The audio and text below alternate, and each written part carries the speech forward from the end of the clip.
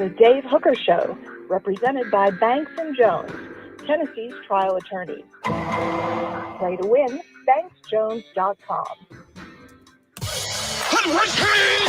The Dave Hooker Show. A presentation of Off the Hook Sports. Objective insight, expertise, top guests. Available on YouTube, Apple, Spotify, and the Off the Hook Sports app. Download now for free. Also available on offthehooksports.com. I compute and obey. Now to Dave Hooker. Ready. The show represented by Banks & Jones. Some technical difficulties there. We certainly apologize for that, but we've got a lot to get to on the program today, including, will Arch Manning finish his career at Texas, Ole Miss, or Tennessee? Why Tennessee is a possibility? Tennessee's top 5 true freshmen this upcoming season. Does size matter in college football stadiums anymore? Concerns about Bru McCoy's health. While after visiting with him on Sunday, I think you should have zero concerns about his health. David Sanders' recruitment, the timing, I'm not crazy about it. And we'll get to Nico first. Caleb Calhoun, how are you, sir? I am good. I want to see what higher powers punished us for our technical difficulties. YouTube liked us today. All right, it is time for today's tough question, and it's brought to you by Rick Terry or Rick Terry Jewelry Design. Today's tough question. Take a side. Take a stand. The Dave Hooker Show, a presentation of offthehooksports.com. Let me start it with this. Before we get specifically to one player on Tennessee's roster I want to ask you about, and that is, can you be too shy in sports, in particular football? Can you be too non-engaging in which it undermines your ability to perform at a high level? Do you believe that can be a thing? Yes, that can absolutely be a thing. You can be too shy depending on the position you play and what is expected of you. I've said for a while that everybody wants people who follow the rules and listen to the coaches, and everybody's like, oh, the young kids, they got to follow the rules. You want respect for authority. I don't always encourage that. I encourage a little bit of rule breaking if Agreed. You are the leader if you can wear the mantle properly. I'm sorry, 1997, my best example.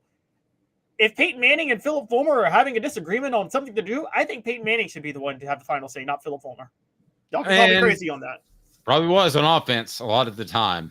Today's tough question brought to you by Rick Terry Jewelry Design. They want to be your jeweler looking for the affordable game day jewelry. How about the Fire Opals, a Tennessee tradition? RickTerryJewelry.com. Look over my shoulder and see those awesome pendants that they have with the Tennessee, with a Fire Opal right in the middle over Knoxville. You're going to love them. So check them out. Now, with Nico Iamaleava in particular, he is a guy that has not been out in front of the camera a lot. Part of that is because his money's guaranteed, whereas a guy like Cooper Mays or somebody else has to go out and earn their money from the individual collectives, or they don't get paid. So there is that. We do have to factor in that Nico doesn't have to go out to be popular. He's going to be popular anyway. And by being as popular as he is, if he shows up at an event, there's going to be 50 million people surrounding him. Yes, and for the context, guys, we're talking about this because there have been questions about Nico Iamaleava's assertiveness, shall we say. And the coaches brought it up, too. They said they wanted him to have more conversations with the other players. This is not something we're pulling out of thin air. This is something that they want him to be more assertive as a leader. Again, that's nitpicking. He's, we think, a great prospect, but he does need to be more assertive as a leader. Yes. I mean, again, this is what we talk. A guy like Nico, and I can just give it to you. You need his leadership to carry guys with him. And here's what I said with quarterbacks. Just following the rules isn't going to get you to where you want to go. You have to have moxie. And I'm going to give you, and I don't just want to say this because they were both Polynesian, but I am a Titans fan, and he was the Heisman winner of 2014. When my Titans drafted Marcus Mariota, he never took that next step. Why? Because Marcus Mariota, all he ever did was what he was told. And everybody thought, that's so great. He listens to the coaches. He's a hard worker. But Dave, don't you agree that in the fourth quarter, you need that moment where the quarterback says, I'm not just going to do what I'm told. I'm going to grab the team by and grab the team by its throat and carry them to victory. And you I know it's an intangible, but you need that vibe. And you never got that vibe with Marcus Mariota. And you will need a moment like that with Nico, won't you? You needed a moment like that with Hendon Hooker. I know Hendon Hooker always did what he was told, but didn't you feel like in that Alabama game, he took the team by its throat in the fourth quarter and said, I'll drag this team to victory if I have to? You want a little bit of Brett Favre in this day and age. Now, Brett Favre used to be the quarterback that I did not want ever for my favorite team. I don't care who my favorite team was, because he'd throw, it seemed like, as many interceptions as he would touchdown passes. Now he's intercepting welfare money. Sorry. Yeah. I'm not saying that you ever want to get to that point where you're throwing even comparable interceptions. However, in this day and age of aggressive offensive football, I probably want my guy to err on the side of being aggressive more than I did in the 90s and part of the 2000s, where I didn't want him to make mistakes. I'm okay with mistakes now because I think you can overcome it because the rules benefit the offense. So, Caleb, I've pretty much done a 180 on where I stood as far as I wanted a quarterback who didn't make mistakes. I didn't care if his personality was in your face or not. I was fine with that. But now I think it's a little bit different. I think you're right. I think you want a quarterback that's in the fourth quarter saying, hey, I'm not afraid to try to stick that ball in there, and I think I can make it, even though that's probably not the best throw that I should make according to the playbook. It also depends on how your team is constructed. Yes. Because you're right. In 90, we talked about Peyton Manning. Now, T. Martin was a leader, but I'd say T. Martin was probably a quiet leader, right? He was kind of a quiet guy. But that worked because that defense was so, like, the leader of that team was Al Wilson. And that was a defensive-oriented team. And let's be honest, too. T got a lot of love. Why? Because Peyton got a whole lot of love. Okay? Yes, exactly. And some players resented that slightly. So T benefited from that. That's very true. And T wasn't scared of the moment. It's not like he backed down, but it did feel like he was kind of a do-what-you're-told type of quarterback, which was fine in 1998 when you're a defensive-oriented team. But Josh Heupel's offense is quarterback-dependent. And so you can't really have that. The quarterback has to be the leader. I always bring up, we always talk all the time about Steve Spurrier and his, run in the 90s and the fact that he only got one one national title out of it. Dave, I think part of the reason he only got one national title is too many of his quarterbacks were do-what-you're-told type of quarterbacks and not actually be a leader. When you say is that not fair to say with Spurrier's quarterbacks most of the time? Yes. They just did what they were told. Yes. They were not leadership guys. And a conversation on the message board that I find very interesting. Dylan says Hendon Hooker wasn't really a raw leader. People followed him for what he did on the field. They will follow Nico for the same reason. Smoky Mountain Red says Hendon was the nice guy until he crossed that line. That dude wanted to rip your heart and stomp it on the field.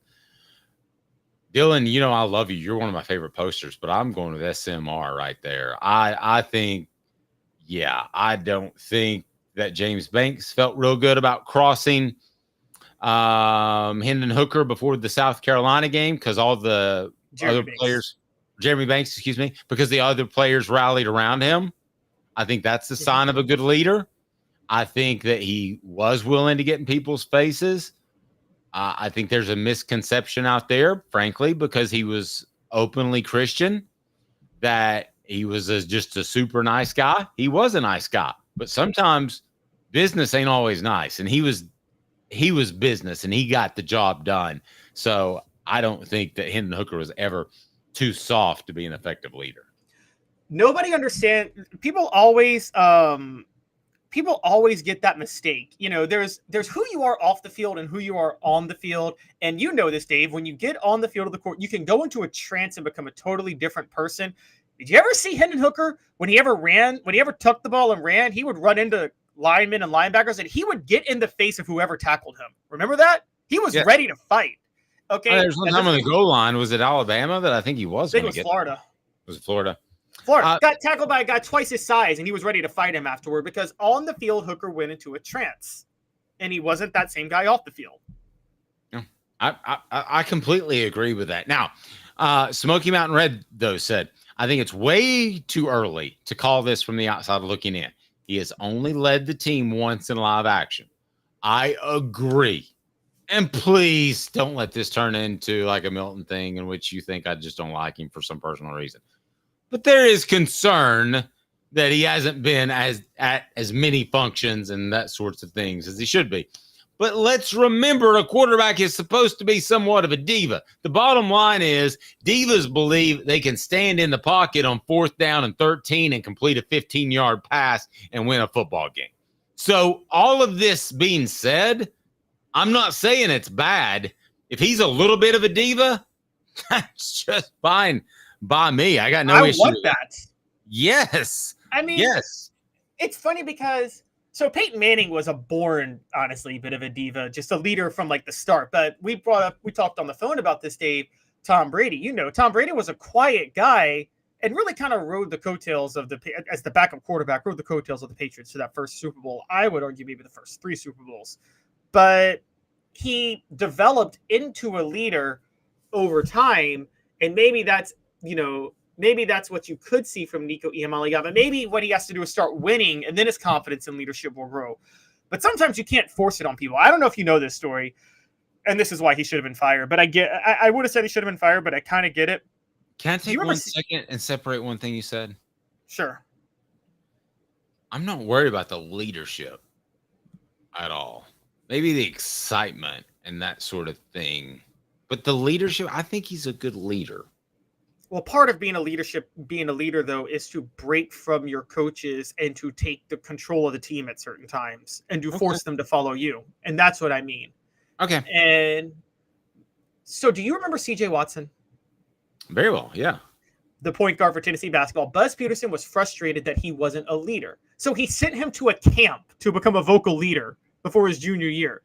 Well, newsflash, it didn't work out, guys. Yeah, I talked to CJ about that a few months ago, and that wasn't great.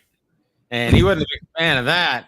And the quiet storm was rumbling a little bit over that decision. It's funny you bring him up. He was at the tip-off club, and he didn't like that decision at all. And I can tell you, had he had another year under Bruce Pearl, I don't know that Bruce Pearl would have had to wait to get to Auburn to make a Final Four. The show represented by Banks and Jones. Banks and Jones, Tennessee's trial attorney, play to win. Banks and Jones. Well, it's because they're Tennessee's trial attorney. You can play to win with Banks and Jones because they'll go to trial. You've heard of other lawyers. They say they'll go to trial and fight for you. They won't. They just want to settle. That's the easiest way out. Well, that's not Banks and Jones, led by T. Scott Jones. They won't settle. They'll go to trial for you. Tennessee's trial attorney. They play to win. Truly, Tennessee's trial attorney when it comes to criminal defense or personal injury. Why settle? It's Banks and Jones. T. Scott Jones. BanksandJones.com. 4 downs. 4 questions. 4 answers. The Dave Hooker Show. 4 downs. A presentation of offthehooksports.com. So it's so funny when you try to get some insight into injuries. And I know that's what you want, and you very well should, because that's going to affect who wins a football game. It's going to affect if you win money or lose money like Caleb does all the time. So, did you like that, Caleb? So I understand you want to know if players are healthy. And I know that Bru McCoy's injury was so scary and gross looking, you think to yourself, is that a Tyrone Pro throw? Is that, even though Willis McGahee and Frank Gore had good careers, is that type of injury? Well, Here's the good news, Caleb, is I don't think those type of injuries really exist. I know there's a Kirk Cousins once a decade, but I think medical technology has advanced to the point where outside of nerve or arterial damage, which I know too much about, unfortunately, you're going to be fine most of the time, right? Wouldn't you agree with that? Yes, I agree. You'll be fine most of the time. Yeah, neck injuries removed. And obviously what happened with the young man with the Bills, obviously that removed. But for the most part, you're going to be fine. But still, it's my job to find out just how fine a guy like Bru McCoy is, because you have to remember, Brew suffered that injury last year and is one of Tennessee's most important players this year. So, Coop, what should we do? Cooper Mays here. Hit like and subscribe. All right, Coop. What question should we ask of Bru McCoy? Coop here. First down. It is first down, Coop, and we will ask this question. Bru McCoy told me he's 100% healthy. He's ready to go. He could play a game on Saturday. He doesn't want to be held back in preseason camp. So let's take him at his word. And let me ask you this. Bru McCoy will be Tennessee's leading pass catcher in terms of receptions. Yay or nay, sir? Yay.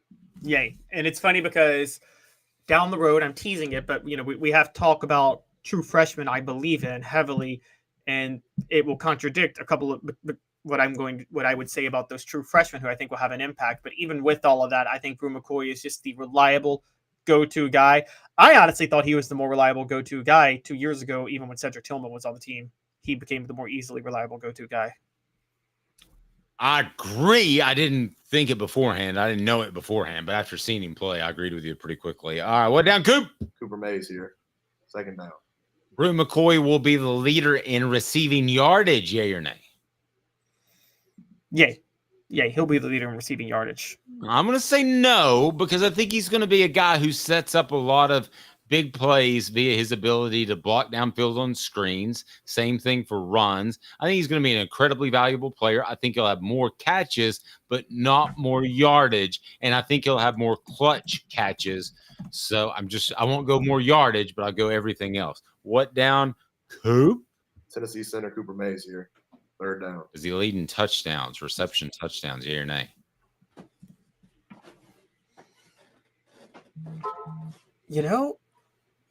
Yes. I'm going all three. Brew leads in all three categories. I'm going yes, he does. Pretty good. I'll give you my answer after a quick 30 seconds from Medicare Misty. Your loved ones need the care that only Medicare Misty can provide.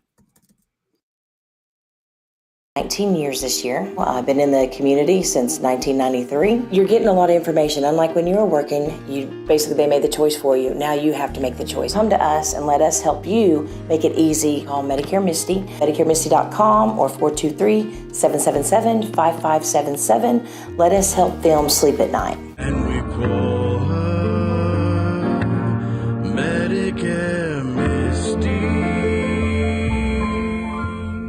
Bru McCoy will lead in touchdown receptions because he is Tennessee's, that I know of right now, best option for a jump ball at the goal line when you're in the 3 or 4. And I think you'll see Tennessee do some of that because I like Nico's touch on the ball a lot. They tried to do that last year with Joe Milton and who was it? Do you remember who that was, Caleb? I can't remember exactly who that was. I would like to apologize. More technical difficulties. My computer froze on me this time, so I'm back. Do you remember who? Again? They try to throw a jump pass on 2 or 3 different occasions. I believe it was early last season with Joe Milton, and it didn't work. I think it'll work with Nico, and I think the most obvious guy to do is Brew. So I'll take him as most interception or most touchdown receptions as well. Portions of the program brought to you by our good friends at TriStar Hats. For the latest in TriStar Hats, go to the original Hats and Apparel. And so much more. TriStarHatsCo.com. TriStarHatsCo.com. Exactly. Wait, what about fourth down? Was that fourth down? You giving your answer was fourth down. Did we not do fourth down? Hold on. All SEC center Cooper Mays here. Fourth down. Before the injury, there was no question Bru McCoy was going to be a first-round pick, probably a top 15 pick. Where is he now? I still think he's a first-round pick, but I think he's dropped to I think he's a second-round pick. My question to you is, because the real story here is Bruce said he's fully healthy, ready to go, right? Is that what he Yes. told you yesterday? Mhm. He also said he's trying to not listen to his trainer, didn't he? Yes. By trying to get out there more. Yes.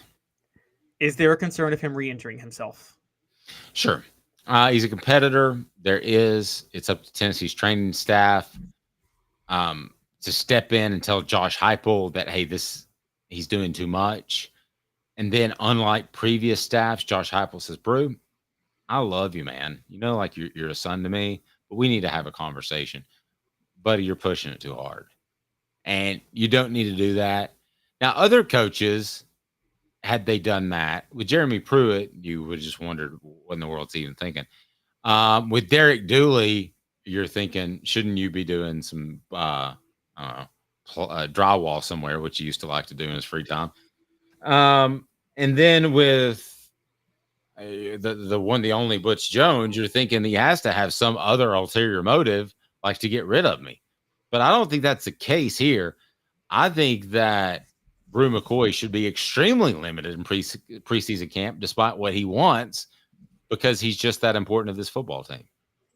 Yeah, it's a totally different sport. But guys, for those who don't know, like my first love of getting into sports was being a Ken Griffey Jr. fan, and I was one of those who stayed a Griffey fan through his injury-prone years in Cincinnati. Followed him every year during that time, and I remember when he struggled to stay healthy, his problem was he kept trying to force his way back and wouldn't listen to trainers when that happened. He wasn't a big workout warrior, but he was also still trying to force himself back after he was getting hurt, and it only made things worse.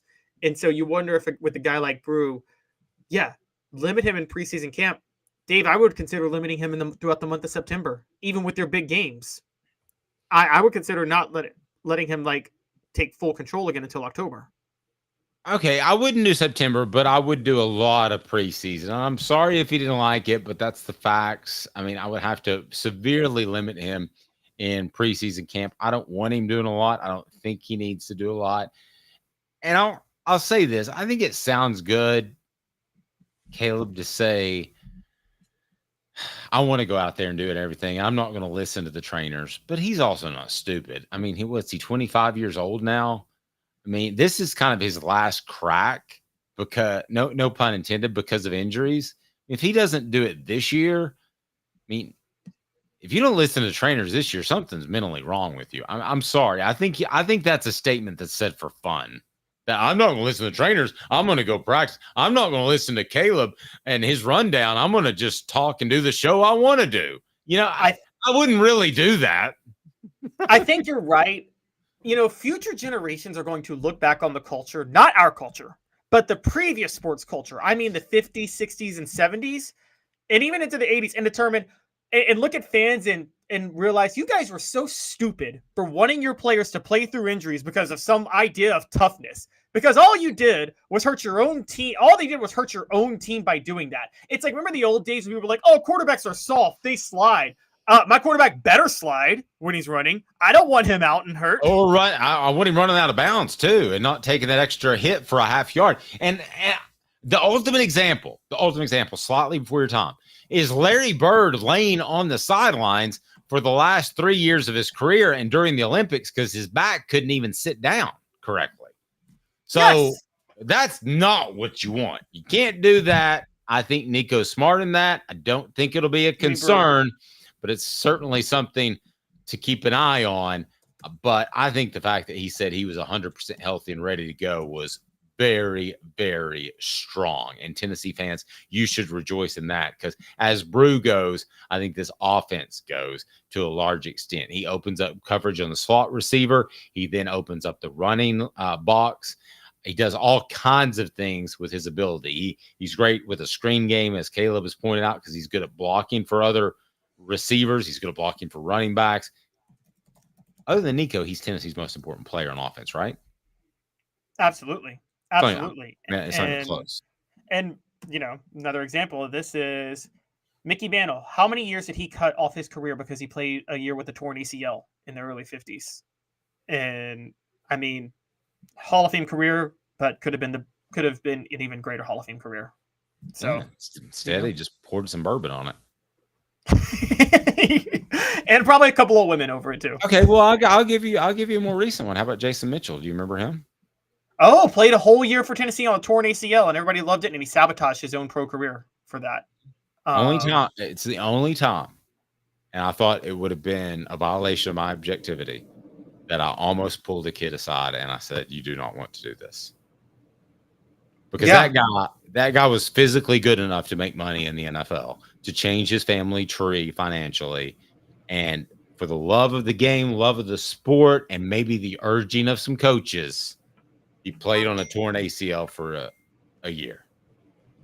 That's not. Yeah. That is so immoral. And that's not as much as like hurting your own team as much as hurting yourself. I'm talking about players that hurt their own team because they're playing hurt and risking further injury down the line so they can't be valuable to their team anymore. And but you're right. That is very, I've heard that story. And, was that wrong? Let me ask you, Caleb. I mean, let's not get too sidetracked because we've got a lot to get to, and I want to get there are a couple of different things I want to get to. While I'm not sure Arch Manning's going to finish his career at Texas, also Tennessee's top 5 true freshman. But would I have been wrong as a reporter to pull a guy aside and say, you are risking millions and millions and millions of dollars and your financial freedom and a fun life to be a professional football player to give it a go one more year? And look up his last year. It's not even as if they were championship contenders. No, that was the 5-6 team that was terrible with Rick Clausen and Aaron quarterback. So why the hell? Why was he even playing? Would I have been a bad person to pull him aside and say something? I don't think so. I mean, you're looking out for the kid, and you had some inside info on what the coaches were doing. And, you know, I don't know if your editors would have let you blow the lid off the coaches forcing that on him. I don't know if they would have been a big fan of that, but they were pretty supportive. I didn't feel like it was my decision or my point to make. And hopefully he knew that. Hopefully all the training staff told him that. But I can tell you right now, when's the last time you've heard Jason Mitchell stand out linebacker in the NFL? You haven't. By the way, but another one with this, I mean, even more and more recent, because Butch Jones did this from what we understand a lot. There were about 5 players I can name off the top of my head who complained about Butch Jones forcing them out when they were hurt. But look at how Hendon Hooker landed at Tennessee. Hendon Hooker had COVID. Justin Fuente tried to force him to play. He couldn't go because he had a breathing issue from COVID. And Justin Fuente goes out to the public and says, well, Hendon Hooker didn't want to play because he doesn't like the cold. I mean, a lot of words I could use to describe that man, because I don't believe you criticize a player and his pain tolerance or level. I think that's just a no-no in general. Have there been times before where I thought, oh, he's just trying to get out of a game because he's getting ready for the NFL? Of course I've thought that, but have I ever said it publicly? No, because I don't know what's going through that man's heart, and that's not fair. Certainly seemed that way. He's Caleb Calhoun. I'm Dave Hooker in that particular case. Coming up, we are going to look at Tennessee's top 5 true freshmen. And while I've got this weird feeling that Archie Manning isn't going to finish his career at Texas. Arch. What did I say? You said Archie. Well, Archie's definitely not going to finish his college career off of Texas. He already finished his college career off at Ole Miss. But why? I don't know. Just Ole Miss and Tennessee seem to just kind of be floating around out there with Arch. I don't know. We'll discuss, but it doesn't look like he's even going to get to play because of Quinn Ewers. 2 minutes with Caleb Calhoun. I'm Dave Hooker. This is a presentation of Off Thug Sports. Big Ben 4x4, $29,743. A 2024 T250 low roof cargo van, $51,955. 24 model Ford F-150 4x4 crew cab, $46,929. Ray Varner Ford, your East Tennessee Ford dealership. Sports Treasures in North Knoxville is one of the South's largest sports cards and memorabilia dealers, featuring over 10 million sports cards from vintage to modern. Sports Treasures carries a full line of hobby boxes, singles, autographed memorabilia, Tennessee Vol collectibles, fan cave decorations, and so much more. See a museum full of collectibles at Sports Treasures, 4819 North Broadway in Fountain City, and Sports Treasures on Facebook. Sports Treasures, where the real sports fan goes to shop. Have you seen the latest TriStar Hats Co. product? TriStar Hats Co.? What's that? You know, those really cool hats, shirts, tumblers, and even license plates with 3 stars like the official Tennessee flag and stripes like the American flag. Pretty patriotic if you ask me. Ah, gotcha. Seen those. Those are cool. Where can I get them? Simple. TriStarHatsCo.com. And if you order now, there's 10% on any order $50 or more. Plus, use the promo code HOOKED. With the promo code HOOKED, you get 10% off. That's hooked. And don't forget free shipping with any order over $50. Stock up at TriStarHatsCo.com. That's TriStarHatsCo.com. There are plenty of wannabes out there, so make sure you go to TriStarHatsCo.com for the best quality and customer service. Will do, and I'll be sure to use the promo code HOOKED. That's hooked when I do, to save an additional 10% off. TriStarHatsCo.com. TriStar Hats Co. is a trademark of TriStar Hats Co. LLC. Any use without express written consent is prohibited. Now in its 45th year, the second and third generations continue Joe Neubert's commitment. His vision of what this business needed to be, we still try to live up to that. Joe Neubert Collision Center. The Dave Hooker Show, represented by Banks & Jones, Tennessee's trial attorneys. Play to win, banksjones.com. He tries very hard.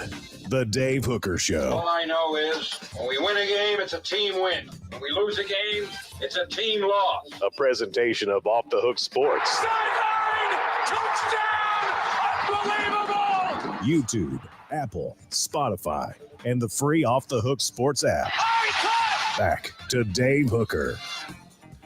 Stay in Tennessee football history or Tennessee sports history brought to you by Quality Tire Pro. The Eberle family has been serving Chattanooga's community since 1957. All major brands of tires, full service automotive, brake alignments, oil changes, and more. All work is covered by a nationwide warranty. Cherokee Blvd or online at qualitytirepros.com. qualitytirepros.com. Tell Bo that Off the Hook Sports said hello. Caleb and Dave said, hey, how's it going, Bo? All right, this day in Tennessee sports history, you got a funny one here, and I want to get to that, but I got one first. You ready? All right, this go ahead. This is the day that I think I've begun to lose all faith in EA Sports NCAA football game. Oh, with the ratings, I haven't covered that yet because that was a leak from a Twitter account, and I'm not confirmed that we can't confirm that it's true yet. Right now, I don't want to. Okay, but it's not just that. It's the fact that Tennessee hasn't been in the top 25 15 different times for 15 different, like top freshman Polynesian quarterback. They didn't make the top 25. Isn't that weird? So I'm to the point where I'm with EA Sports. I'm like, okay. So Bru McCoy, it's leaked. We don't know it, that he's a 79. I don't have a problem with 79 as long as the game is immediately updated so that if he's healthy, he's suddenly a 90 within a week or two. Does that make sense? Would you be okay with that? That's perfectly fine. Yeah. Okay. It's not like the old days where you go to the, what was it? Where they had all the toys, Toys R Us. Mm-hmm. You don't get to do that, do you? Your kid, oh man, that's so sad. Toys R Us going in like the day before Christmas Day and dropping like $300 in Toys R Us when your kid's like 4 and 6 range. That's the funnest thing to do in the world. They don't even need they don't even need a bar for that. So look forward to that. You'll enjoy that. All right. So, but getting back to my original point, you had a funny one for this day in Tennessee sports history.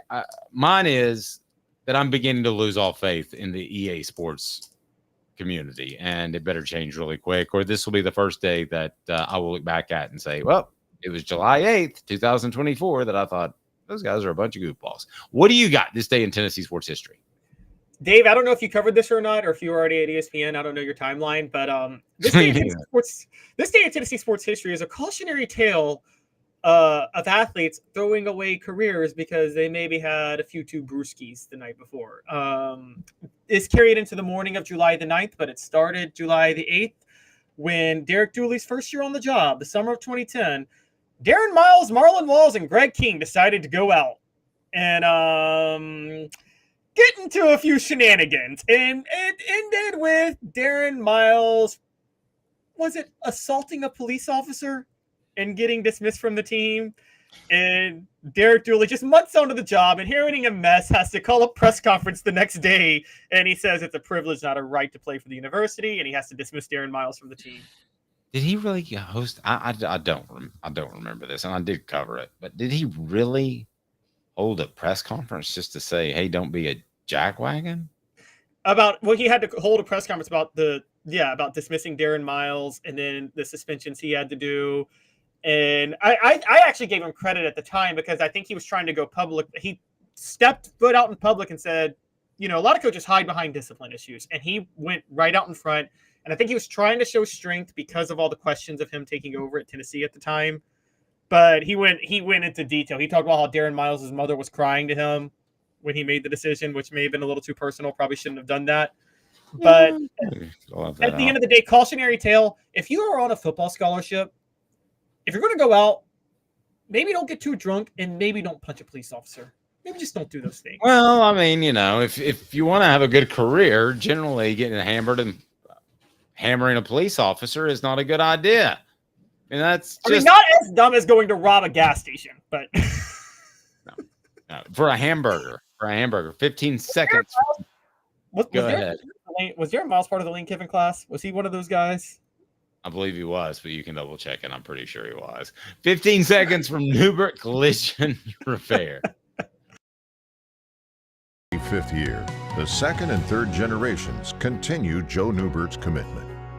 His vision of what this business needed to be, we still try to live up to that. Joe Neubert Collision Center. That's hot. It is. Thank you. The Dave Hooker Show, represented by Banks & Jones, Tennessee's trial attorney. Play to win, banksjones.com.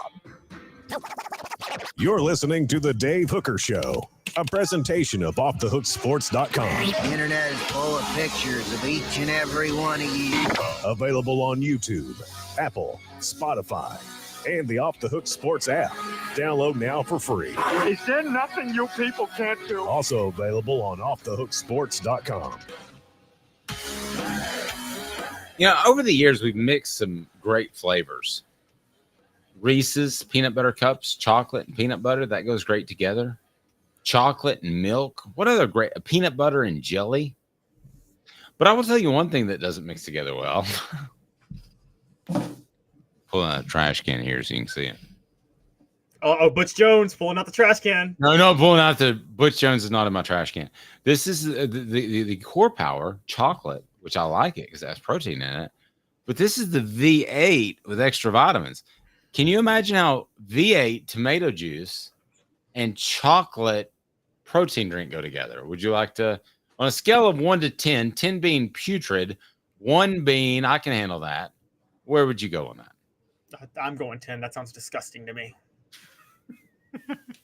Low. It's like 12. It is the most disgusting thing that you have ever put in your mouth. It is absolutely horrendous. All right. So I want to get to the poll question as it is on our YouTube page. Please vote now because I've got a weird little hunch that I'm going to do some digging at SEC Media Days in Dallas next week.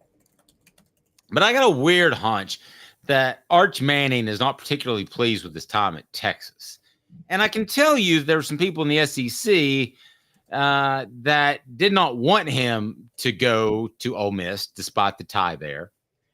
There's obviously the tie to Tennessee, but that's not what it once was with David Cutcliffe, who would turn you into an NFL quarterback. I still want to see if David Cutcliffe, by chance, if they expand staffs, if he joins a staff as a quarterback coach only. I think that's a possibility.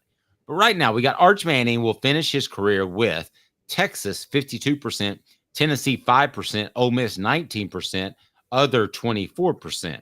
Now, Caleb, I don't want to focus particularly on any one. Nobody thinks it'll be Tennessee, but it very well could be. But let's focus on the three choices: Tennessee, Ole Miss, and other. So that's 19 and 24, which would give us 43%, 48%, including Tennessee.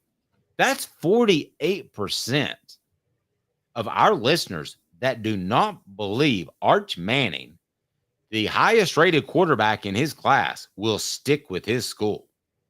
That's a heck of a statement right there. It's a major statement. I think it was a big storyline when I think Arch Manning thought Quinn Ewers was going to leave for the NFL after 2023. I do too. And I think it shocked him that Quinn Ewers came back. And by the way, Quinn Ewers has another year of eligibility after this year, for those who don't know. Now, and he's gone from, in my mind, seeming like a good NFL quarterback to a tweener guy that might just take NIL money for a couple of years. Yeah, exactly. And you're going to see more quarterbacks do this, by the way, in college. More quarterbacks are going to realize they have more value with NIL in college than they do with what they could be in the NFL. So Arch Manning, all right, I'm going to throw something out the window, guys. Don't get your hopes up. He may not finish at Texas. He's not going to Tennessee. And the reason he's not going to Tennessee is the Manning family really focuses on who can develop them for the NFL. And whatever you think about Josh Heupel's offense, he does not develop quarterbacks for the NFL. He just doesn't. So it's a footwork issue, and it's the same thing as if you said Tommy Frazier of Nebraska doesn't have good footwork to be an NFL quarterback. So obviously, and there was no chance Peyton Manning was going to Nebraska in 1994. Right. So obviously I'm not saying that they're going to ask Nico to run around a lot or an inordinate amount. But the point I'm making is that his footwork, if you watch it, it is set to open up one half of the field and throw it to that half of the field based off that decision. There's not a lot of resetting. Watch Peyton Manning sometime and then watch Nico. And I'm not saying one's better than the other, or watch Hendon Hooker. But there's a lot of resetting from left to right with Peyton. He's constantly testing different facets of the defense. Nico, or Hendon Hooker, theoretically Joe Milton should have been, able to read a defense, set your side, and then make the single read on one side of the offense, on one side of the defense. But that hasn't happened.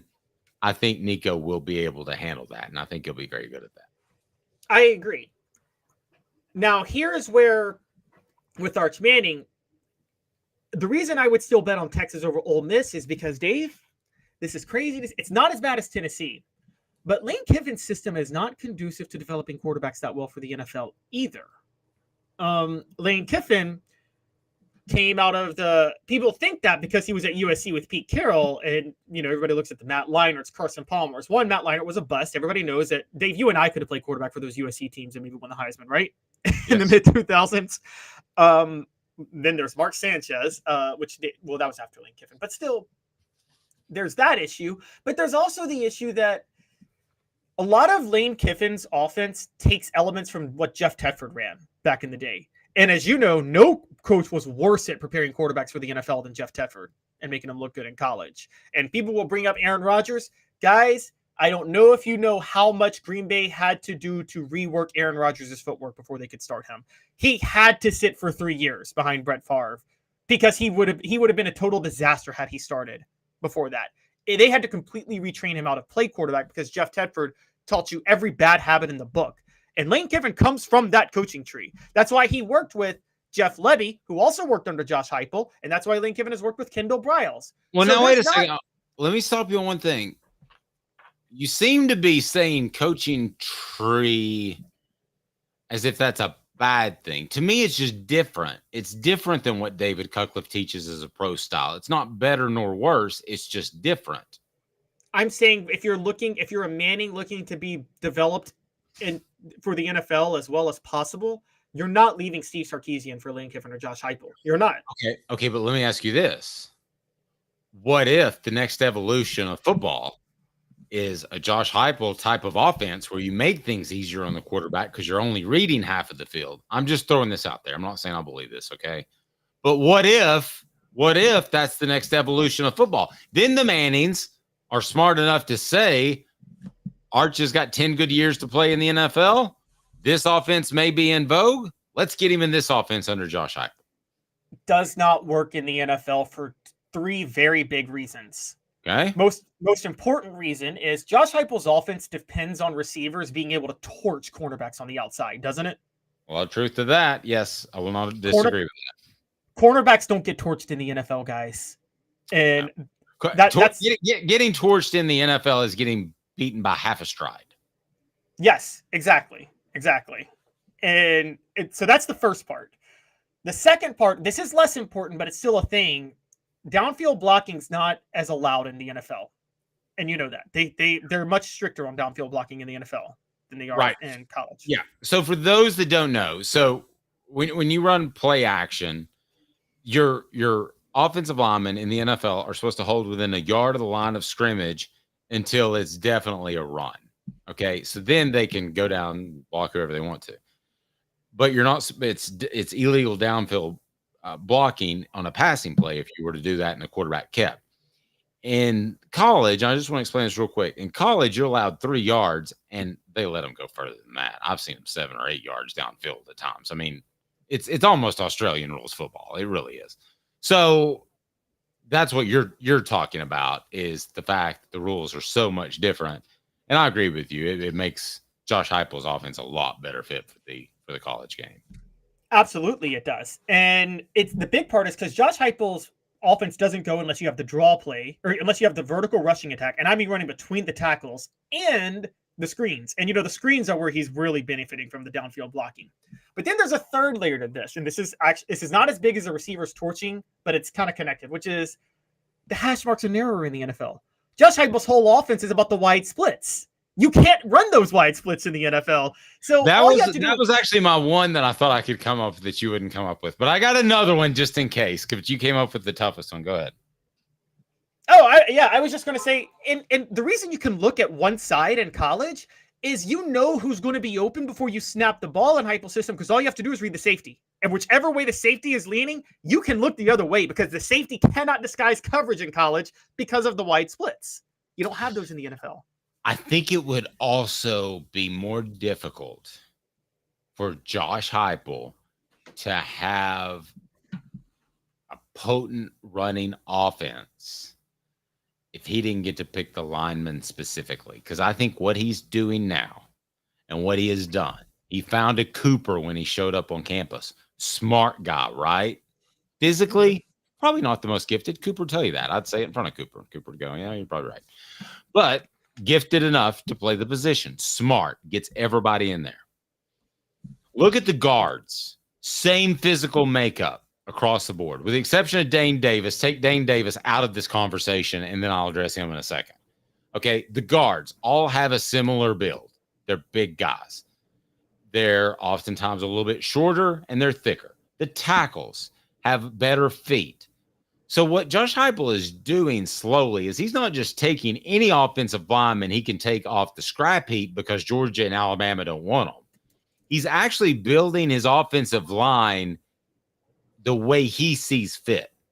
In the NFL, you're probably not going to get a chance to do that. I know you draft your players, but to think that you're going to get that fortunate over and over and over is slim. Whereas I think he can go get high-level offensive linemen all day long for the rest of his career in college football. Oh, I'm totally with you on that. I think that's a huge benefit. And you're right. He can pick specifically who fits his system. You're right, which is very rare for the NFL, which makes it a lot easier. The other, bringing this all back, I just don't think there's a place better than Texas for Arch Manning, even if I don't believe in Steve Sarkisian. The closest one, and I'll say this, the closest one, and I'm ready to put all my, you guys can do the Calhoun with the X and the Cajun name. I think LSU would actually be a good place for Arch Manning if you were going to go somewhere. He's from Louisiana, and LSU's new offensive coordinator is Joe Sloan. who Dave don't laugh, but he worked under Billy Napier when Billy Napier was at Louisiana Tech. But Billy Napier does, whatever else you think about him, does like to run the pro style offense. So he would be going to a pro style offense with a system that just produced a Heisman winner. And so LSU is the best bet for Arch Manning if he doesn't stay at Texas. But Garrett Nussmeier's there. I wouldn't go to LSU. I'd want to go somewhere with a great quarterback coach. I'd go to Alabama before I'd go to LSU if I was Arch Manning. Well, that LSU has a great quarterback coach. That's what I'm talking about. Joe Sloan is very underrated as a quarterback coach. The other one I would bring up is... I guess we may agree to disagree how great he is. And, I mean, Steve Ensminger is still there as an analyst. Yes. And so, I mean, and that's a huge help. So between the two of those, I would consider LSU. I would also consider, this is a funny one. You're going to laugh, Dave. How about the rival of Texas? How about the Aggies, who have a Harvard graduate and Mike Elko as head coach? Their new offensive coordinator is Colin Klein, who came and from they've got Kansas an office open because the baseball coach left. Yes, exactly. There you go. So Colin Klein is from he played under Bill Snyder and developed under Bill Snyder. And Dave, you know this. Everybody thinks that Bill Snyder ran like the triple option at Kansas State. No, Bill Snyder ran what he had to run. He was almost David Cutcliffe, wasn't he? In the sense that he could adapt to whatever he needed to adapt to. The reason he didn't run a pro-style offense at Kansas State was because he couldn't run a pro-style offense at Kansas State because he couldn't have the talent to run the pro-style offense at Kansas State. Okay. You won me over by the end of the statement. You lost me in the beginning, but you won me over by the end. Be sure to hit that like and subscribe button. Continue, Caleb. Yeah, and so I would say that coaching under Colin Klein could really help. Now, some people are saying this on the message board, and they're very right. Oregon's a great one. Dan Lanning's running a pro-style offense out there. Will Stein is our offensive coordinator. He has coached under Bobby Petrino. He's coached under, I believe he was at Texas San Antonio the last few years. So he's a up-and-coming offensive coordinator who does run a pro-style offense. He turned Bo Nix into an NFL draft pick, Dave, and you and I never saw that coming, did we? No, we did not. And so I actually think Oregon would be a great, which is crazy because Oregon was ahead of the curve on the spread offense, but they're not really doing that now, Dave. They're low key and no one notices this. Oregon is the physical team out west. Remember how they were always the finesse team? Always the But they're never going to be the physical team in the Southeast. That's the problem. They're always going to be going against more big war daddies than they have on their roster. Well, maybe that would develop Arch Manning even better for the NFL. Because he's got to overcome the lack of war daddies in a pro-style offense with a good coach. I think if he leaves anywhere, it's for Oregon, LSU, or Texas A&M. Those would be the places. I don't think he'd go to Ole Miss or Tennessee. Neither of those coaches, Lane Kiffin and Josh Heupel, will not turn out that many NFL quarterbacks. Which is fine. Yeah. And when I say NFL, I mean like ready for the NFL, I guess. That should be clear. Quarterbacks who play for them could play in the NFL, but they won't be turned into NFL quarterbacks under those two. Am I analyzing Lane Kiffin right, or do you disagree with me on Kiffin? I think both Kiffin and Heupel want to take advantage of Tippo, and they want to take advantage of some simple reads like you talked about, and that's going to make it difficult for them to transfer to the NFL. But I think that's going to be across the board because how many schools, just roughly off the top of your head, well, there's 130 Division I schools. Is that right? Yeah, football program. like 130. How many do you like think are pro-style offense? I've got a fullback. I've got a tailback. Well, pro-style doesn't have a fullback, Dave. Get out of the 90s. Let me finish. Pro-style to me is two receivers. Okay, so I got a pro-style. I've either got an I-back, or I've got a tailback, or I've got split backs. I've got a tight end. How many people are even running anything that looks remotely like that nowadays? Not many people. Less than 20%, literally. Nobody's running that. The pro style now is Iowa, maybe the only. Yes, Iowa, and that won't develop you for the NFL because the NFL is not running that anymore. What you're getting in the NFL is a single back, tight end, 3 receivers. That's pro style, and being able to line up under center at times.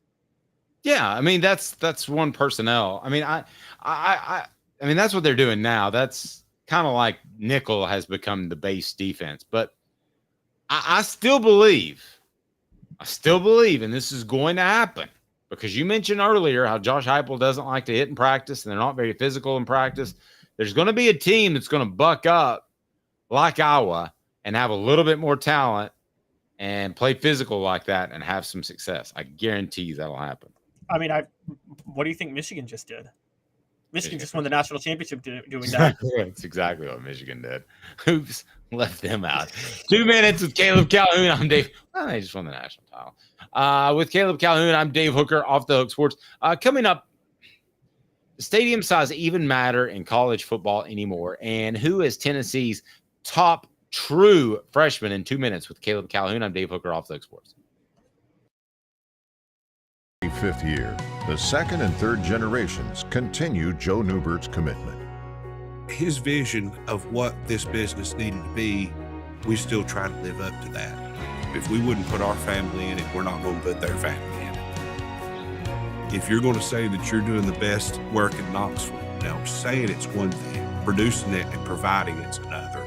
The largest family-owned collision center in Knoxville is Joe Neubert Collision Center.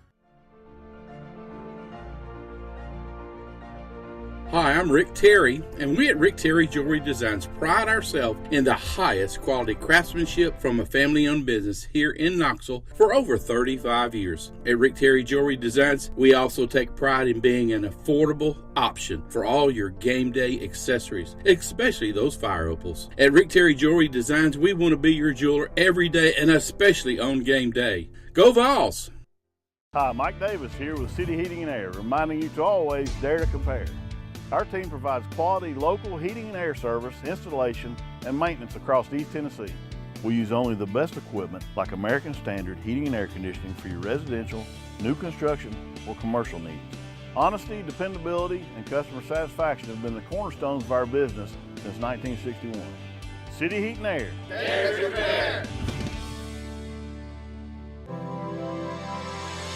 Experience it all at Ray Varner Ford in Clinton. Need a quick fix or maintenance? Visit our Quick Lane Tire and Auto Center. Keep your Ford running smoothly with the experts in our service department. Ready for your next Ford? Our sales team is here to guide you to this 24 Ford Bronco Sport Big Ben 4x4, $29,743. A 2024 T250 low roof cargo van, $51,955. 24 model Ford F-150 4x4 crew cab, $46,929. Local you trust, experience you can afford. Ray Varner Ford, your East Tennessee Ford dealership. The Dave Hooker Show, represented by Banks & Jones, Tennessee's trial attorneys. Play to win, banksjones.com. Who's this guy? Hello, wizard. The Dave Hooker Show, Who? a presentation of Off the Hook Sports. What? YouTube, Apple, Spotify, and the free Off the Hook Sports app. Back to Dave Hooker. Zach says, what position is Boo going to play? That question on our message board. Strong safety. I've been told nothing. I don't know that I've ever, other than quarterback, gotten just a definitive, this is what the guy's going to play in college. I haven't gotten, I bet a half dozen or less in 25 years have I been told he's definitely playing that position. Let's save this because that's part of our upcoming topic. All right. All right. It is time for that topic, and it is right now. And Tennessee, I love Caleb. I think he has a lot of good ideas, but Tennessee has a veteran roster. And right now he's talking about freshmen. So let's go ahead and get to that right now. What the age? What the? What was he thinking? Release the hounds. The Dave Hooker Show. Keep cool. A presentation of OffTheHookSports.com. We have it on our YouTube page. We'd love for you to take part in that. And it's Tennessee's best true freshman this year will be blank. And we've only got 4 spots. So I had to fill in the 4 spots, but our guy Caleb Calhoun is going to give us the top 5. So give us the 5, Caleb, that you think has a major impact for Tennessee as a true freshman this year. Not easy to do. And guys, I start this by saying this is very personal to me because this is where my age is hitting me, Dave. This is the first year that true freshmen are closer to birth than they are to my age. And what I mean by that is true freshmen are less than half. I've been alive more than half. I can't even talk right now. These true freshmen have lived less than half of my life. It's the first time true freshmen, I can say that about true freshmen, that the majority. I feel like I've listened to this for about half of my life. Thanks to Adam Vinatieri retiring, I'm older than everybody in the NFL. So I know the feeling. That was a couple of years ago. I think Boo Carter gets what? Okay, sir. No, that's fine. Go ahead. Boo Carter gets most of it. Go ahead. But you got your top five. Let's go down the list. Yes. So, starting at number 5, and there are a couple of clear starters and then a few rotational players. And Dave, I'm starting at number 5. I'm going to say Braylon Staley, the slot receiver from South Carolina. And the reason I'm saying Braylon Staley is Tennessee moved Dante Thornton over to a wideout, which you've told me. He's firmly at wideout now. Squirrel White's the only starter in the slot. I think Tennessee is going to want a bit of a rotation there. And so I think you're going to actually see Braylon Staley get some meaningful catches. Am I crazy on that? You're not crazy at all. As a matter of fact, you're the opposite of. That's crazy. I would actually have him number 2. And I think we probably both agree we've got Boo Carter. I mean, I hate to give it away, but do we both have Boo Carter number 1? Yes, but it's actually closer than you think, and we'll explain that. Let's Dave is just bursting to talk about Boo Carter, guys. I am. I would go Brazel. I would go Brazel number 2. So far I've got Boo number 1, Brazel number 2. You say Brazel's not a freshman. Brazel's not a freshman. I'm talking about true freshman. True freshman. Oh, okay. Well, what true freshman candidate do you have there then? I'm getting there. Let's get to number 4. Okay. Number 4 for me is Max Anderson. I think there's going to be a true freshman offensive lineman in the rotation. I think they have to for depth. He's not going to start, but they're going to have somebody. Max Anderson comes from Texas, was a 4-star. I think Max Anderson will be in the rotation. He won't be starting. Yeah, but is that a big impact? These are the top 5 impact true freshmen. There's only 14 on the team. Okay. He has a big impact. All right. Number 3. He won't start at wideout because as you mentioned, there's Bru McCoy, Dante Thornton, and Chris Brazel. But I think Mike Matthews is number 3 because I think Mike Matthews is the rarest talent on the team at receiver. And I think they'll find ways to use him. Great skeet shooter. I think that Mike Matthews, if it wasn't for Boo Carter and the fact that for whatever reason, there's a guy right every year that kind of gets people's attention, a prospect that people want to hear about. Maybe it's because his name's Boo, maybe because it's in state. I don't know. But people wanted to know about him, right? And because Colorado went so heavily after him. Right. So he was but if it's not him, it's Mike Matthews, who I think fans gravitate towards in this class. Mike Matthews was a 5-star for a reason.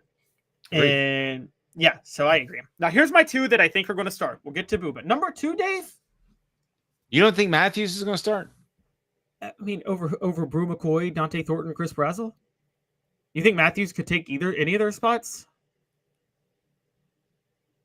I think Josh Heupel's biased to seniority. I think Matthews should be the number 2 wideout. I'm not predicting an injury. I don't want anybody to be injured, but I would not be surprised if Mike Matthews is the first off the bench in case of an injury. How about that?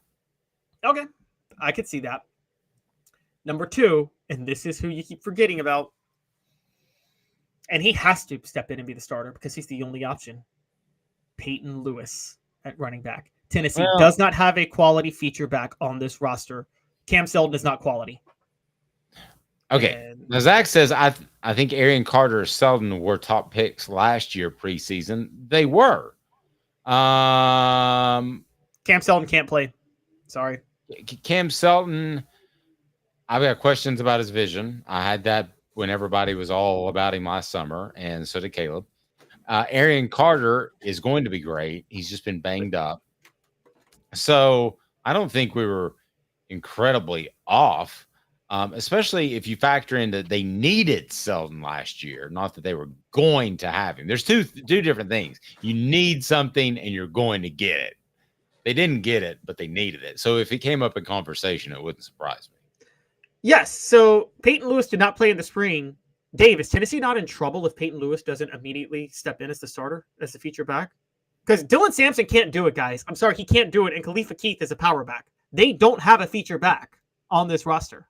Who is the guy, T. Lynn, Jenny James Dixon, or that showed up for Lynn J. Dixon that was on the roster for 2 weeks? Could you not do that if a running back's not happy? Because you don't have to know the entire offense to play running back. Summer transfers are not going to work out for the most part, but could you not do that? Possibly bring in a summer running back transfer that would have an impact? They should have cobbled some money to keep Jabari Small. They should have cobbled a bit of money to keep Jabari Small. I was told Jabari was ready to go. I was told it was not. I was told it was not salvageable.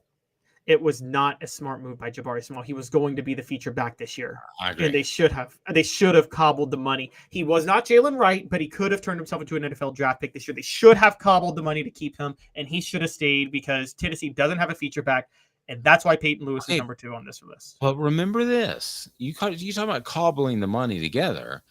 The guy has to at least do his into the deal, into the bargain. I mean, like Cooper Mays, Bru McCoy, they showed up at the golf event yesterday. They're engaging, good with fans, all that. Maybe that's just not how Jabari Small is wired.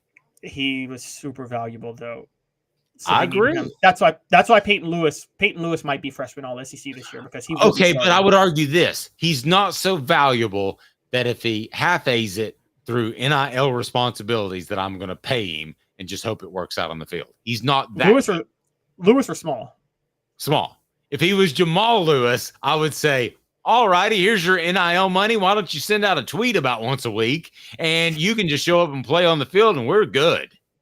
Okay, fair enough. I get what you're saying that with Small. I just think, no, honestly, no. I'd rather Jabari Small than Jamal Lewis for this reason. Jamal Lewis had Travis Henry backing him up. No, okay, I thought you might go there, and that's very fair. I mean, I can't even come close to arguing with that. Number one is go ahead. Yeah, and just before we get out of here, number one is obviously Boo Carter. Peyton Lewis is more important than Boo Carter in terms of need, but Boo Carter's just more rare talent-wise. But Peyton Lewis is the guy that Tennessee's in big trouble if he doesn't work out. If Boo Carter doesn't work out, Dave, Tennessee has some options in the secondary. See, I never think you're in big trouble if a running back doesn't work out, because your offensive line should be good enough to open holes. Your quarterback and receiver should be good enough to open up the box. I think just like the NFL does, running back is the least valuable position on the field, and I don't even think it's close. Yes, go ahead. Your running back has to be able to pick up blitzes, and they have to be able to be. You have to have a running back that can, 1, pick up a blitz, and 2, be a downfield runner. Peyton Lewis is the only guy that can do that in this system. If nobody else, Dylan Sampson, Dave, you say that. If Dylan Sampson's out there, Josh Heupel can't run his full offense because Nico Iamaleava is going to get hit every single time. I could get off of Dylan Sampson's blocks, okay? No, I mean that's true. But what makes you think that Peyton Lewis is going to be able to? What makes you think that Peyton Lewis is going to be able to pick up the blitz any better? If he can't, Tennessee's in trouble, and everything about this season, it should be thrown out the window. Tennessee's best true freshman this year will be, and these are your choices: Boo Carter, Mike Matthews, Peyton Lewis, Braylon Staley. Thoughts on Braylon Staley? I like that one. I'm a fan of that one. My pick of that. Boo Carter will be the best one. He's 68%. The one Tennessee needs the most is Peyton Lewis. And I'm telling you, you guys are... Josh Heupel's offense doesn't go without a feature back, Dave. This offense does not work without a quality feature back. Last year without a feature Jalen Wright is a feature back. Jalen Wright is an above average tailback. He is That's not all you a need. feature back.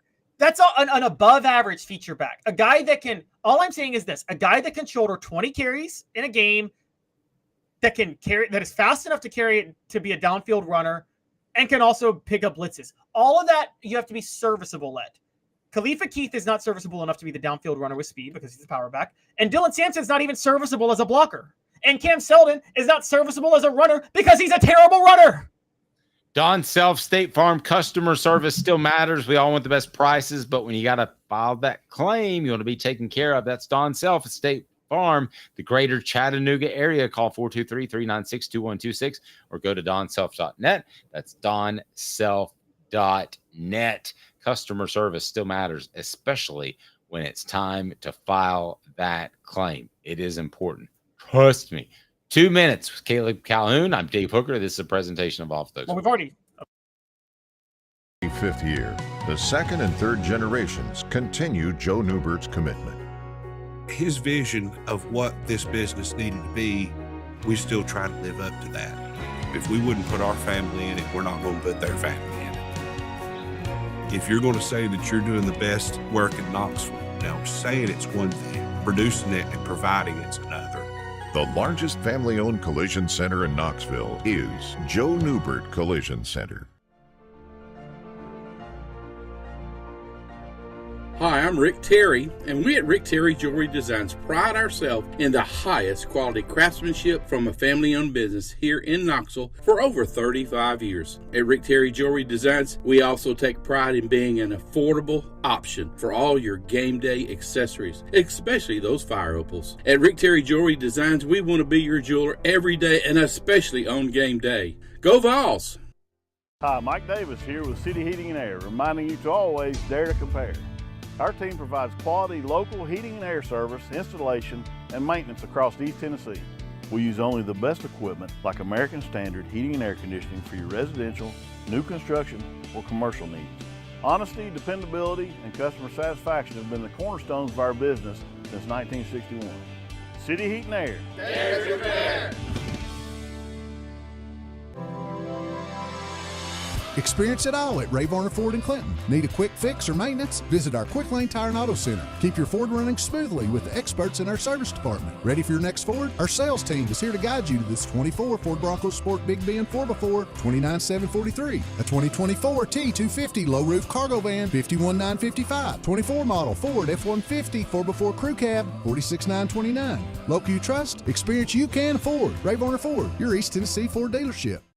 Want to remind you, Sports Treasures carrying over 5 million sports treasures and so much more. Follow on Facebook for the best sports memorabilia, daily updates. Sports Treasures TN, Sports Treasures TN. We'll tell you more about their upcoming autograph events, but just in North Knoxville, 5 million sports treasures. Go to Facebook and follow on Sports Treasures TN. The Dave Hooker Show, presented by Banks & Jones, Tennessee's trial attorneys. Play to win, banksjones.com. Who's this guy? Hello, who is it? The Dave Hooker Show, a presentation of Off the Hook Sports, YouTube, Apple, Spotify, and the free Off the Hook Sports app. Back to Dave Hooker. Why? And for some reason, Caleb Calhoun says that size doesn't matter. Also, some Tennessee recruiting. As with Caleb Calhoun, I'm Dave Hooker. Welcome back to the program. The show represented by Banks & Jones. Play to win, Tennessee's trial attorney. No question about that. Before we get to size matters, or does it? A guy that has plenty of size is David Sanders. He has now set his recruitment date. That will be in mid-August. August the 17th, I believe. Correct me if I'm wrong. I thought it was going to come a lot closer. And I'll be honest with you, the way that struck me when I heard mid-August, I thought to myself, Tennessee was in good shape. They'd rather him go ahead and announce the decision because I think if they did so, it would be in Tennessee. It would be Tennessee after his recent interaction with the Vols. So let's talk a little bit about David Sanders, how big he would be. And I want to get to that. But first, the fact that he's not going to announce his decision for over a month, does that worry you if you're Tennessee at all? It worries me more than it would have a couple of weeks ago, because the question was, what was he waiting on? And I think the biggest reason it worries me is I thought it was down to Tennessee and Clemson. Now, reportedly, Georgia's in the mix, and Georgia just flipped a recruit. I don't know if you guys saw that over the weekend. They flipped a recruit from South Carolina, I believe it is. So Georgia's starting to pick up some recruiting momentum more than they usually do. So this is the type of guy that Tennessee fans got so used to having their heart broken for about a decade. Yes. And it was the guy that you're in on, you've identified early, you have a great relationship, and then Alabama or Georgia, be it NIL money or not, swoops in and says, we'll take them. And that's what Tennessee wants to get past. I think they're close, but they're still going to have one or two of those guys a year for the foreseeable future unless they just built an absolute dynasty. Yes, exactly. And honestly, Dave, even if you build a dynasty, when you're in the recruiting show, you're going to win and lose recruiting battles just at a larger on a larger level, basically. Sure. And so one of the Georgia's making a run, guys, in the I call it the ACC, it's not the DMV, but the ACC region, North Carolina, Virginia area. And I mean, because the quarterback they just flipped was out of Virginia. And I'm starting to think that there is an interest in Georgia. Now, the other one that I forgot is that Nebraska. So Clemson's out, by the way. His finalists are Ohio State, Georgia, Nebraska, and Tennessee. Ohio State's also making a run. This is where I'm shocked. I thought it was always Tennessee and Clemson. Clemson being out of it and Georgia and Ohio State being added, yeah, that's going to raise your red flag if you're Tennessee. And then him delaying his commitment to August 17th. Yeah, but based off what you just said, and please take a second and hit that like and subscribe button. We would greatly appreciate that. Again, that like button now. And we want to hear your thoughts. Are you most worried about Ohio State or Clemson? But reading between the tea leaves, I'd be more upset about Ohio State based off what you said. You said you thought Clemson was in pretty good shape. Now Ohio State seems to be in pretty good shape. They've got money. They're in full desperation mode. That's pretty obvious when you go out and hire Chip Kelly to be your offensive coordinator.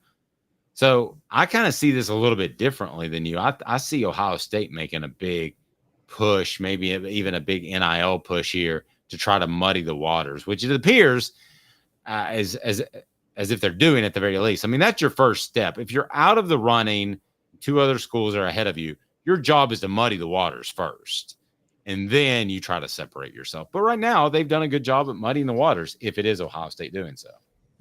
Yes, they have muddied the waters. And your point, I'm going to bolster your point for a minute. Ohio State was the last school he visited. He visited right at the end of June.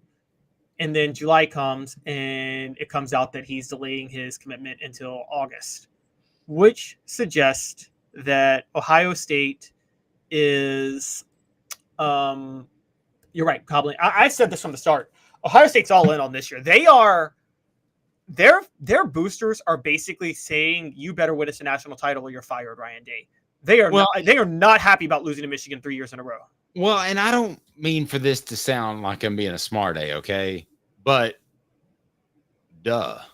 I mean, when you hire Chip Kelly as the Ohio State offensive coordinator, and this is at one point, he was thought of as one of the greatest offensive minds in the game. Now the game has caught up to him. There's no question about that. But the fact that Ohio State would go after him and pay him that type of money to have an offensive coach when they've already got an offensive coach as their head coach is bizarre to me. Yes, all in, all in, more than all in. Chip, if they don't make the college football playoff this year, they're going to have a different coach at Ohio State next year. I will go ahead and go out on a limb and say that right now. I mean, I think they're already gunning for a different coach anyway. I think something tells me that Ryan Day could win the national title and they would still go with Chip Kelly afterwards, which would be crazy. But Dave, I've always wondered, and you can give me your thoughts on this. I said this with Fulmer. Don't you think sometimes schools that have success are too quickly to embrace who they had success with and not realize that they had success in spite of that person? Sometimes in the NFL, for instance, the Ravens gave Joe Flacco a $100 million contract because he wanted the Super Bowl. What would have been ballsy would have been had they said, okay, you want to start Super Bowl? Now you're a free agent. Test the market. We don't need you.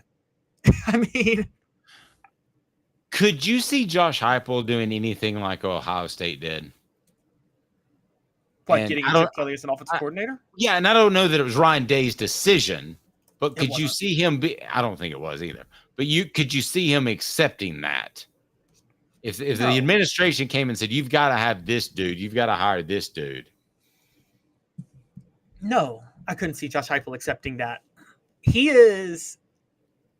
I think Josh Heupel has it. This is where a Spurrier similarity is there.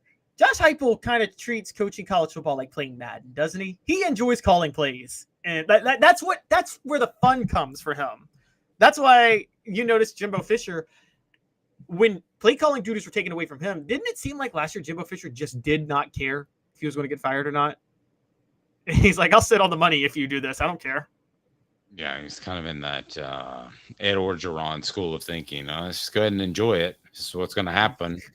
Might as well just go ahead and happen. We'll just take it. Have y'all seen? Have y'all seen the Ed Orgeron interview where he says he interviews him being fired by LSU, and the guy said, "Coach, you got $17 million left on your belt. We're going to give it to you." And Ed Orgeron's exact quote was, "Well, what time you want me to leave, and what door you want me out of?" Well, and he actually hinted, if you remember, before the last game they played, that he was gone too. That may be the same interview you're talking about. Hemp House, the premier hemp dispensary online with a wide variety, great selection, and strict standards to ensure you only receive the best in CBD or Delta products. And you need to know that you're receiving the best. There's a lot out there. Go to hemphousechatwith2ts.com, hemphousechatwith2ts.com. Use the promo code HOOKED to get 10% off. The promo code HOOKED to get 10% off. And when I look at the guys that could have a major impact for Tennessee, I tend to think more along the lines of the skilled position players. He's not a true freshman, but he's an underclassman. The guy, if I could kind of wedge into your list, it doesn't fit the parameters, would probably be Ricky Gibson as far as an underclassman, not a true freshman, obviously. Yes, and I'm going to be going through the week debating the 5 best players at every class. So we'll do redshirt freshmen tomorrow, then we're going to do sophomores, juniors, and seniors. So we'll be doing this, guys, for a while. But yeah, I'm a big believer in Ricky Gibson too. With David Sanders, Dave, the one thing I would say could work for Tennessee if Ohio State's making a run, this turmoil you could really sell to David Sanders, right? If he's actually thinking about his NFL future and not trying to trip over nickels or not trip over dollars. I'm sorry, not trip over nickels in search of dollars. You go to Tennessee, right? With Glenn Ellerby as the coach, yes, I think you could make a strong argument for that. Yes. Yeah, exactly. And so but you could also make the strong argument to go to a lot of schools. Let's talk about the schools that are that are actually in his final grouping, which would be Clemson, Ohio State, and Tennessee, right? No, Clemson's out. It's Nebraska, Ohio State, and Tennessee, and Georgia. Well, he's not going to Nebraska. I mean, Nebraska is. I don't know what Nebraska did if they found out they had a second cousin related to him, but he's not going to Nebraska. He's probably going to Georgia. If you talk corn country, I would have more faith in Iowa than Nebraska, right? Because if you're an offensive lineman, you might go to Iowa if you're a 5-star. They'll turn you into the NFL. Iowa turns out NFL. Iowa and Wisconsin are the 2 best offensive line schools, more than any SEC school. Look at the numbers with the NFL. Well, speaking of that area, that Midwest area, there happens to be a stadium round about them parts there in Michigan who has over 100,000 seating capacity. So does Neyland Stadium at the University of Tennessee. Now, Florida State is being asked to downsize their stadium. Why in the world would they do that? There is a few issues for why they are downsizing the stadium, and people are very upset. The capacity is about 80,000, but Florida State has had major issues filling that stadium in recent years, and I mean major issues. And there are safety issues. So for those who don't, guys, for those who don't know, with Neyland Stadium, as you know, Dave, Neyland Stadium, to get to 100,000, it was consistently a build on top of build on top of build over the course of 70 years, right? Yeah, and I can tell you an Uncle Dave press box story. I was told by somebody who actually worked for the university that at that time, this has been several years ago, that the stadium on the press box side was unsafe because of the building on building on building. And it was a matter of time until there was some sort of collapse. So you can only imagine how much I did not enjoy exciting times in the press box towards the end of my time there at Neyland Stadium. I could imagine. Yes. Like, they're going to bring the whole damn thing down. So Florida State during the Bobby Bowden years, they had like your before they really took off as a program, it was like your mid-size type of stadium. And I mean, they went from within a few years' time, 69,000 to 80,000 seat stadium. It was a very, very, very fast, and it wasn't expanded in a safe way. So there's that issue.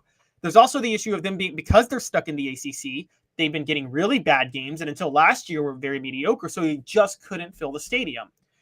They're making the bank that with TV revenue and things like that, size is not going to be as important.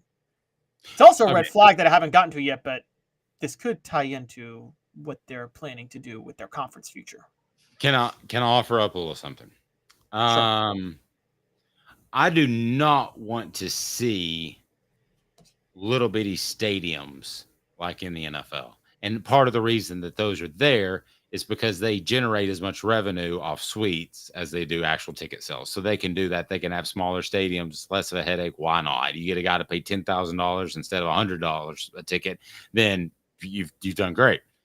I don't want to see that. But I tell you what the networks don't want to see, and this hurt Tennessee. Empty seats. Television stations and networks hate seeing empty seats.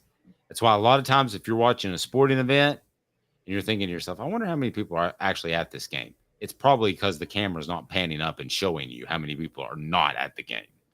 That is a real thing for TV. So you have to keep some fans in the seats so you can't get it too big. But I don't want to see Florida State, Neyland Stadium, the Big House. I don't want to see all these places cut down to 60 or 70,000. That would be awful. And that would take away part of the great thing about college football is the 90, 100,000 seat stadium. Yeah, there's a happy medium here.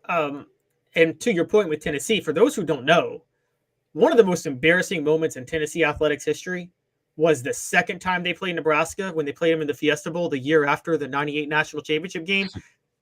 You've told me how apathetic the team was about that game and how little they cared. The fans didn't care. When you're sitting at the hotel bar and the coaching staff comes by and you're having a drink and you're a player and they say, well, guess I can't really say anything to you about it now. And you say, no, you can't. Yeah, that's a little out of control. Complete lack of care. The fan base didn't care. Nebraska was up to 4/5 of that stadium was Nebraska. This was why, by the way, 2 years later, when the Orange Bowl, the BCS Bowl, had a chance between Tennessee and Florida, they picked Florida over Tennessee. And then the Outback Bowl picked Florida 2 years later over Tennessee because Tennessee embarrassed itself with not caring about that game and not filling the stadium. It was a very bad look for the program. Neyland Stadium had to downsize, for those who don't know, back in like 2005, 2006, during the Mike Hamilton years because of safety issues. They had expanded. Tennessee and Michigan were in a major fight to have the biggest stadium for a while, and they kept expanding on each other. And then Neyland Stadium started doing it in an unsafe way, so they had to downsize. Here's what I will say. From a recruiting perspective, having the biggest stadium doesn't mean anything anymore, Dave, does it? I think saying 100,000 sounds good, but it's not going to make it up anybody's mind. Right. It was a difference in 98 when Tennessee had 100,000 and the closest stadium had 80,000, right? Right. So like to say 100,000, I got 100,000. I got 97. Well, my 100 sounds a lot better than your 97. I'm sorry. Yes. But now half the SEC has 100,000 seat stadiums. Exactly. I agree with Mead Drinker. No, I think it was Dylan actually said the huge crowds screaming at the top of their lungs is what makes college football special. I agree. NFL crowds always seem so tame. I'm blown away by the people that are oftentimes raised in the Northeast and they go to a bunch of NFL games and they go to a game in the South, college football for the first time. Was that Dave who had a window shatter on him in a press box? Yes, that was at Kentucky when it was so cold outside, and they had the heater blowing up against the window that the press box shattered all over me. But I was fine. Just did a little plastic surgery. Commonwealth Stadium is the worst stadium in the SEC for those who haven't been, isn't it, Dave? Ooh, it's Vanderbilt. Well, okay, I'm not counting Vanderbilt. Vanderbilt's Okay. I'm not counting Vanderbilt. It's Vanderbilt, and everybody else is in like a whole different. So yes, Kentucky is the worst, other than Vanderbilt. It's horrible. It's awful. It's freezing. You can't feel your toes at the end of the game. But the old Cotton Bowl is every bit as bad. It's basically the same thing. You just went at a bad time. Yeah, I was freezing. He is Caleb Calhoun. I'm Dave Hooker. This is a presentation of Off the Hook Sports. God willing and tech willing, we'll see you at 10 o'clock each and every weekday, and that'll be at Eastern time. We look forward to that. Hit the like and subscribe button. Great piece that Caleb has on the top 5 true freshmen that will have an impact this fall. So check it out for Caleb Calhoun.